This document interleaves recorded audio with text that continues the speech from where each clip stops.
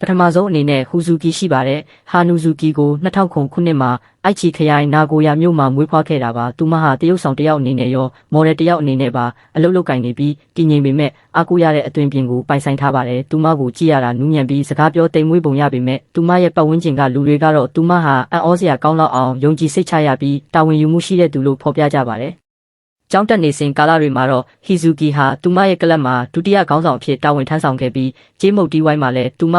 မြုပ်နှံထားခဲ့ပါတယ်။ဂီတကောလိပ်ကိုတက်ရောက်ဖို့လည်းအိမ်မက်မက်ခဲ့ပါသေးတယ်။သူမရဲ့အထူးကျွမ်းကျင်မှုကတော့ကလာရီနက်တီးခတ်ခြင်းဖြစ်ပြီးဒါဟာစီကံတေဝမှုနဲ့တန်ဆင်တွေအပေါ်သူမရဲ့ချစ်မြတ်နိုးမှုကိုပြသနေပါတယ်။ကင်မရာနောက်ွယ်မှာတော့သူမဟာပစွန်ကျော်နဲ့မာရှ်မဲလိုလိုမျိုးရိုးရှင်းတဲ့တက်တောင့်တက်တာဖြစ်မှုလေးတွေကိုနှစ်သက်သဘောကျပါတယ်။ဟီဇူကီရဲ့ဇလန်းလေးကအမှုပညာခေါင်းဆောင်မှုနဲ့တည်ငြိမ်တဲ့စူးစမ်းအားထုတ်မှုတို့ကိုရောနှောထားတဲ့မျှတမှုကိုထင်ဟပ်စေပါတယ်ပြီးတော့အဲ့ဒီစိတ်သက်ရေးရာကသူမကိုဖျော်ဖြေရေးလောကမှာတဘာဝကြကြကြီးထွားလာစေဖို့ကူညီပေးနေပါတယ်ဂီတနဲ့ခေါင်းဆောင်မှုအခန်းကဏ္ဍကနေကူးပြောင်းပြီးတဲ့နောက်မှာတော့နာအန်နဲ့အတူ digital မျိုးဆက်သစ်စီကိုတွားလိုက်ကြရအောင်ပါနာကို2006ခုနှစ်ဖေဖော်ဝါရီလ4ရက်နေ့မှာယာမာနာရှီမြို့မှာမွေးဖွားခဲ့ပါတယ်သူမဟာတရုတ်ဆောင်တစ်ယောက်မော်ဒယ်တစ်ယောက်အနေနဲ့တက်တက်ကြွကြွလှုပ်ရှားနေပေမဲ့ online ပေါ်မှာလည်းသူမရဲ့တက်ကြွလှုပ်ရှားတဲ့အသွင်ပြင်ကြောင့်နာမည်ကြီးပါတယ်နီနာရဲ့နောက်ခံသမိုင်းကြောင်းကတော့ထူးခြားပါတယ်။ဘာကြောင့်လဲဆိုတော့သူမဟာဇက်ကောင်ဝစ်စုံဝစ်စင်ဖြောပြခြင်းနဲ့တိုက်ရိုက်ဗီဒီယိုထုတ်လွှင့်ခြင်းတွေကနေတဆင့်လူကြိုက်များလာခဲ့လို့ပဲဖြစ်ပါတယ်။သူမဟာကြည့်ရှုသူတွေနဲ့တဘာဝကြကြစကားပြောဆိုရမှာအထူးကောင်းမွန်ပြီးထုတ်လွှင့်နေစဉ်အတွင်းမှာလည်းခန်းစားချက်တွေကိုပြည်ပြင်းစွာဖော်ပြနိုင်စွမ်းရှိပါတယ်။သူမရဲ့ဝါသနာကတော့လူမှုကွန်ရက်ပေါ်မှာအကြောင်းအရာတွေဖြန့်ဝေခြင်းဖြစ်ပါတယ်ဆိုလိုတာကတော့ဖန်သားပြင်တွေကနေတဆင့်လူတွေနဲ့ဘယ်လိုချိတ်ဆက်ရမလဲဆိုတာကိုသူမကောင်းကောင်းနားလည်ထားပါတယ်နေနီဟာဖြောပြတင်ဆက်ယုံတက်တက်ထက်စာရင်ဆက်သွယ်ရေးဖန်တီးနိုင်စွမ်းနဲ့အတိုင်းဝိုင်းဆိုတဲ့အရာတွေပေါ်မှာပိုပြီးအာရုံစိုက်ပါတယ်သူမရဲ့ဖြတ်တန်းလာတဲ့ခီးလန်းကခစ်တစ်ဖြောပြသမားတွေဟာစင်မြင့်ထက်မှသာမကပဲအွန်လိုင်းပေါ်ကစစ်မှန်တဲ့အပြန်အလှန်ဆက်သွယ်မှုတွေကနေတဆင့်လဲဘယ်လိုကြီးထွားလာနိုင်တယ်လဲဆိုတာကိုပြသနေပါတယ်နောက်ထပ်အနေနဲ့ပိုပြီးတိတ်ဆိတ်ငြိမ်သက်ပြီးနှွေးထွေးတဲ့ဇလန်းလေးတပုတ်ပိုင်ရှင်ဖြစ်တဲ့မီနာဂါဝါနဲ့တွေ့ဆုံလိုက်ကြရအောင်ပါမီနာဝါကို2006ခုနှစ်မှာဂျပန်နိုင်ငံမှာမွေးဖွားခဲ့ပါတယ်သူမဟာတရုတ်ဆောင်တစ်ယောက်မော်ဒယ်တစ်ယောက်အနေနဲ့အလုပ်လုပ်ကိုင်နေပြီးသူမရဲ့နူးညံ့သိမ်မွေးတဲ့ကိုယ်ရည်ကိုယ်သွေးနဲ့စာနာတတ်တဲ့သဘာဝလေးကြောင့်လူသိများပါတယ်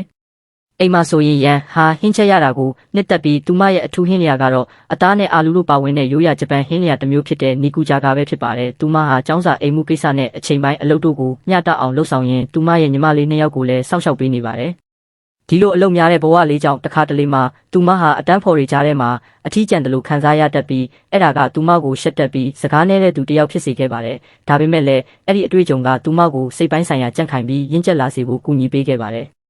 ရန်ရဲ့ခီးလန်းကတာဝန်ယူမှုရှိခြင်းနဲ့ကျင်နာတတ်ခြင်းတို့ဟာလူတစ်ယောက်ကိုစွမ်းအားကြီးမားပြီးအားကိုးရတဲ့သူတစ်ယောက်ဖြစ်တိတ်တဆိတ်ပုံဖော်ပေးနိုင်တယ်ဆိုတာကိုသတိရစေပါတယ်။နောက်ထပ်အကြောင်းအရာလေးစီကိုဆက်သွားရရင်တော့မီဇူဟိုရှိပါတယ်။မီဇူဟိုကို2006ခုနှစ်မှာကာနာဂါဝါမြို့မှာမွေးဖွားခဲ့ပါတယ်။ဒီစီးရင်ထဲမှာပါဝင်တဲ့တခြားသူတွေထက်အရက်အနှဲငယ်ပိုရှည်တဲ့မီဇူဟိုဟာသူမရဲ့မော်တဲ့အလုပ်နဲ့တရုတ်ဆောင်အလုပ်တွေမှာတည်ငြိမ်ပြီးကြက်တည်ရှိတဲ့ခံစားချက်ကိုယူဆောင်လာပေးပါတယ်။မီဇူဟိုရဲ့အကြိုက်ဆုံးဝါသနာနဲ့ကျွမ်းကျင်မှုတွေတဲကတစ်ခုကတော့ခီးသွားခြင်းပဲဖြစ်ပါတယ်ခီးသွားခြင်းကနေတဆင့်သူမဟာယဉ်ကျေးမှုအသစ်တွေပတ်ဝန်းကျင်အသစ်တွေနဲ့တွေးခေါ်ပုံအသစ်တွေကိုသင်ယူနိုင်ခဲ့ပြီးအဲ့ဒါကသူမကိုဖန်တီးမှုပိုင်းဆိုင်ရာမှာတိုးတက်လာစေဖို့ကူညီပေးပါတယ်စိတ်ပိုင်းဆိုင်ရာအရာပဲဖြစ်ဖြစ်ခံစားချက်ပိုင်းဆိုင်ရာအရာပဲဖြစ်ဖြစ်နေရာတနေရာထဲမှာရက်တက်နေမဲ့အစားမီဇူဟိုဟာလှုပ်ရှားသွားလာခြင်းနဲ့ရှာဖွေလေ့လာခြင်းတို့ကိုနှစ်သက်သဘောကျပါတယ်အဲ့ဒီသိကျင်စိတ်ကသူမရဲ့တရုပ်ဆောင်မှုအပိုင်းကိုအထောက်အကူပြုပါတယ်ဘာကြောင့်လဲဆိုတော့လူတွေနဲ့နေရာဒေသတွေကိုနားလည်သဘောပေါက်ခြင်းကတရုပ်ဆောင်တင်ဆက်မှုကိုပိုပြီးသဘာဝကျစေပြီးခံစားချက်ကိုပုံမူပြပြင်းစွာဖော်ပြနိုင်စေလို့ပဲဖြစ်ပါတယ်သူမရဲ့ကိုယ်ရည်ကိုယ်သွေးကပွင့်လင်းမြင်သာမှုတည်ငြိမ်စွာအာရုံစိုက်နိုင်မှုနဲ့ဆက်လက်တင်ယူခြင်းနဲ့ဆန္ဒတို့ကိုထင်ဟပ်စေပါတယ်အခုဆိုရင်တော့အာမာနီနဲ့အတူအရန်ကိုထူးခြားတဲ့နောက်ခံသမိုင်းကြောင်းလေးတစ်ခုစီကိုကူးပြောင်းသွားကြပါမယ်။အာမန်ကို2006ခုနှစ်မတ်လ10ရက်နေ့မှာကာနာဂါဝါမြို့မှာမွေးဖွားခဲ့ပါတယ်။အာမန်ရဲ့ဇလန်းလေးကထင်ရှားပေါ်လွင်နေပါတယ်။ဘာကြောင့်လဲဆိုတော့သူမဟာဖျော်ဖြေရေးလောကကနေစတင်ခဲ့တာမဟုတ်လို့ပါပဲ။သူမဟာနီးပညာအထက်တန်းကျောင်းကိုတက်ရောက်ခဲ့ပြီးစက်ရုံပတ်ဝန်းကျင်မှာတော့အလုပ်လုပ်ခဲ့မှုပါတယ်။သူမရဲ့ဝါသနာတွေထဲမှာဂိမ်းကစားခြင်းပါဝင်ပြီးသူမရဲ့အထူးကျွမ်းကျင်မှုကတော့အံ့ဩစရာကောင်းလောက်အောင်ပျော်စရာကောင်းတဲ့အန်စာလုံးလိမ့်တဲ့အခါရလက်ကောင်းတွေရရှိခြင်းပဲဖြစ်ပါတယ်အလုတ်ခွင်မှာဆိုရင်လည်းသူမဟာတတုကဟေဆော်ခြင်းကိုတင်ယူခဲ့ပြီးဒါဟာနီးပညာပိုင်းဆိုင်ရာစီကံတည်ဝတ်မှုနဲ့ရဲရဲမှုကိုပြသနေပါတယ်။ကျောင်းမှာရောအလုတ်မှာပါအမျိုးသားတွေအများစုနဲ့ဝန်းရံခံနေရတာကသူမကိုပထမပိုင်းမှာရှက်တက်အောင်လုပ်ခဲ့ပေမဲ့အဲ့ဒါကသူမရဲ့ကိုယ်ပိုင်ရည်တည်နိုင်စွမ်းကိုလည်းခိုင်မာအားကောင်းစေခဲ့ပါတယ်။ခါနာဟာခောက်ဆွဲပြုတ်ဟင်းနစ်နဲ့ဆူရှီလိုမျိုးအစားအစာတွေကိုနှစ်သက်ပါတယ်ပြီးတော့သူမရဲ့ဘဝအတွေ့အကြုံကသူမကိုလက်တွေ့ကြပြီးခိုင်မာတဲ့ကိုယ်ရည်ကိုယ်သွေးကိုပေးစွမ်းနိုင်ခဲ့ကအဲ့ဒါကသူမရဲ့တရုပ်ဆောင်ခီးလန့်အတွက်အနှစ်သာရကိုတိုးပွားစေပါတယ်။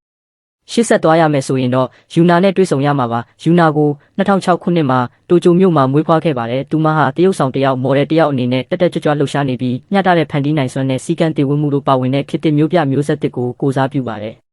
တိုကျိုမြို့မှာကြီးပြင်းလာရတာကယူနာကိုအမှုပညာလွှမ်းမိုးမှုတွေ fashion style တွေနဲ့ဖျော်ဖြေတင်ဆက်မှုအခွင့်အလမ်းများစွာနဲ့ထိတွေ့ခွင့်ရစေခဲ့ပါတယ်။သူမဟာလူအများရဲ့အာရုံစိုက်မှုကိုခံရဖို့ထက်တိုးတက်မှုရရှိဖို့ကိုသာအဓိကထားပြီးသူမရဲ့အသက်မွေးဝမ်းကြောင်းအလုပ်ကိုတိတ်ဆိတ်ငြိမ်သက်တဲ့ဇွဲလုံးလာတွေနဲ့ချင်းကပ်ခဲ့ပါတယ်။ project တစ်ခုစီတိုင်းစီကနေတင်ယူလေ့လာပြီးမတူညီတဲ့ဇာတ်ရုပ်တွေနဲ့အဝင်ခွင်ကြဖြစ်အောင်နေထိုင်ခြင်းအဖြစ်ယူနာဟာသူမရဲ့ယုံကြည်မှုကိုတဘာဝကြတိဆောက်နိုင်ခဲ့ပါတယ်။သူမရဲ့ခီးလန်းကစူညံတဲ့ကြော်ညာမှုတွေမရှိရင်တောင်မှတည်ငြိမ်တဲ့ကြိုးစားအားထုတ်မှုကယုံကြည်စိတ်ချရပြီးကျွမ်းကျင်တဲ့ဖျော်ဖြေရေးသမားတစ်ယောက်ကိုဘလို့ဖြည်းဖြည်းချင်းပုံဖော်ပေးနိုင်တယ်လဲဆိုတာကိုပြသနေပါတယ်။ဆက်လက်ပြီးတော့မိုင်ကိုမိုရီလို့လည်းလူသိများတဲ့ခန္ဓာအကြောင်းကိုပြောကြရအောင်ပါခန္ဓာကို2006ခုနှစ်ဇွန်လ30ရက်နေ့မှာမွေးဖွားခဲ့ပါတယ်သူမဟာတရုတ်ဆောင်တယောက်မော်ဒယ်တယောက်အနေနဲ့အလုပ်လုပ်ကိုင်နေပြီးကျွမ်းကျင်ပြင်းတဲ့စိတ်နေသဘောထားနဲ့ရောရှက်နေတဲ့သူမရဲ့နှုတ်ပြတဲ့ဆွဲဆောင်မှုလေးကြောင့်လူသိများပါတယ်သူမဟာဒီလုပ်ငန်းခွင်ထဲကိုငယ်ရွယ်တဲ့အရွယ်မှာဝင်ရောက်လာခဲ့ပေမဲ့လည်းခန္ဓာဟာခိုင်မာတဲ့တွန်းအားတွေကိုပြသနိုင်ခဲ့ပြီးအောင်မြင်မှုဆိုတာချက်ချင်းရောက်မလာနိုင်ဘူးဆိုတာနဲ့အတွေ့အကြုံတွေကိုတဆင့်ချင်းတိဆောက်သွားဖို့အရေးကြီးတယ်ဆိုတာကိုကောင်းကောင်းနားလည်ထားပါတယ်တပ်ပုံရိုက်ကူးမှုတွေနဲ့တရုတ်ဆောင်လေ့ကျင့်မှုတွေကနေတဆင့်သူမရဲ့ယုံကြည်မှုနဲ့တင်ဆက်မှုအပိုင်းကိုဆက်လက်ပုံဖော်နေပါတယ်ခန္ဓာရဲ့လမ်းကြောင်းကနာမည်ကြီးဖို့အလောတကြီးလုံးမဲ့အစားတည်တည်ငြိမ်ငြိမ်နဲ့ဘလို့ကြီးထွားလာအောင်လုပ်ရမလဲဆိုတာကိုသင်ယူခြင်းဆိုတဲ့တီးခန့်နိုင်စွမ်းကိုကိုစားပြုပြီးဒါဟာဖျော်ဖြေရေးလောကမှာရေရှည်အောင်မြင်မှုရရှိဖို့အတွက်အရေးကြီးတဲ့တန်ဖိုးတစ်ခုပဲဖြစ်ပါတယ်အဆုံးသက်ပေးမှာကတော့အားကစားသမားတယောက်လိုကြန့်ခိုင်ပြီးအမှုပညာအငွေသက်တွေပြည့်နေနေတဲ့ချီနာမီပဲဖြစ်ပါတယ်။ချီနာမီကို2006ခုနှစ်မှာဂျပန်နိုင်ငံမှာမွေးဖွားခဲ့ပါတယ်။သူမဟာဒီနေ့စရင်မှာပါတဲ့သူတွေထဲမှာအရက်ရှည်ဆုံးဖြစ်ပြီးပြေးခုန်ပြအားကစားနောက်ခံသမိုင်းကြောင်းကနေရရှိလာတဲ့အစွမ်းထက်တဲ့စွမ်းရည်တွေကိုယူဆောင်လာပေးပါတယ်။